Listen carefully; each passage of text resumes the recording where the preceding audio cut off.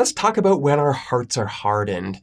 It's an interesting phrase. It shows up way back in Exodus in a pretty famous story. Pharaoh's heart is hardened by God, or depending on what verse you're reading, perhaps his heart is hardened by Pharaoh. There's actually a bunch of different references to Pharaoh's hardening of heart, and they come pretty equally from God's side and from Pharaoh's side.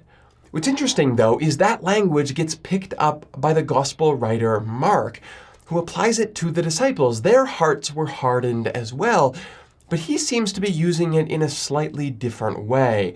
That's a really interesting idea. Because Jesus climbs into the boat with them and the wind dies down and they are completely amazed. I mean, who wouldn't be?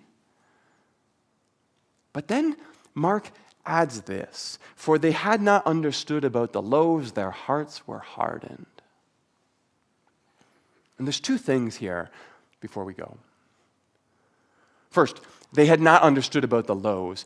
At some point earlier in this sermon, you may have felt like I was spending a lot of time reflecting on last week's story. You're like, come on, Jeremy, keep moving, you might have said, hopefully to yourself. But so does Mark, right? Because he sees this moment here in the boat as a continuation of that moment there on the shore. And don't get me wrong, I'm sure the disciples were suitably impressed by what Jesus pulled off, the basketfuls of bread and fish that they had gathered. But this is why I said last week, I think Mark might be leaning into a more naturalistic rendering of that miracle. Because Jesus' example of generosity, inspired by a divine mutuality within a throng of strangers, results in enough for everyone. And the disciples thought that was very cool, but somehow was still very much within their scope of imagination. I mean, they were amazed by Jesus, but they did not see God in that moment. And here's what I would say. I think God is actually more fascinated with inspiring generosity and mutuality and commonality than God is in pulling off stunts like walking on water. But I think sometimes God is good enough to do both when we need it. You see, this moment here in the boat is so that they understand properly that moment there on the shore. That God is most present when the needs of God's children are being met. And if you want to see God, that is actually where you should start. But second, Mark says their hearts were hardened to all of this. And this one's really interesting because we also have that famous parallel back in Exodus. We've already talked about Exodus. And there, Pharaoh's heart was hardened as well, right? Hardened against God and hardened against the plight of the Hebrew people. But this hardening seems very different than it did back there.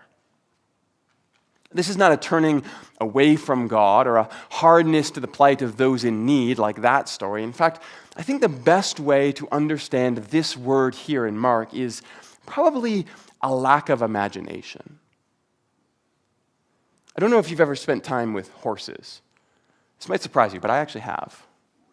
Still, you might have seen horses wearing blinkers before, right? Those little flaps they put on the side of their eyes to keep them pointed forward and prevent them from becoming distracted.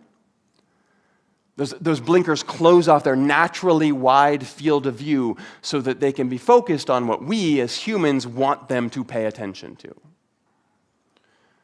The thing is, horses have eyes on the side of their head for a reason.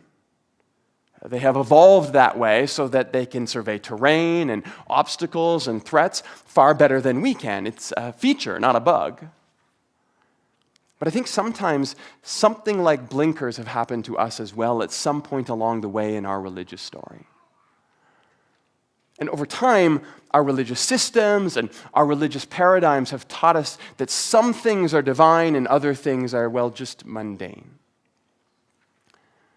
And I think what Mark is trying to say here is that hardening, that narrowing of our view, that blinkered imagination of God is causing us to miss out on so much of the divine presence in and around us, bubbling up in surprising ways all the time.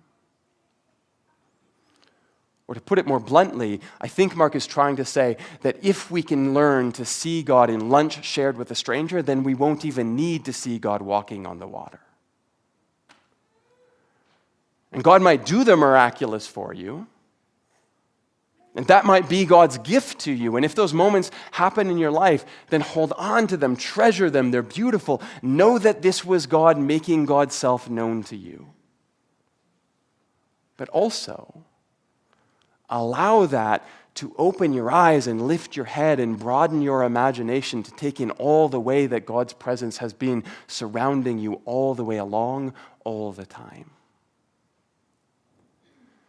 Because the moment in the boat is meant to open the disciples' eyes to the moment on the shore when everyone was fed. Because that is the real heart of God. And whether it is fish or loaves or walking on water, sometimes the sacred is already there just waiting for us to notice. If only we can widen our field of view.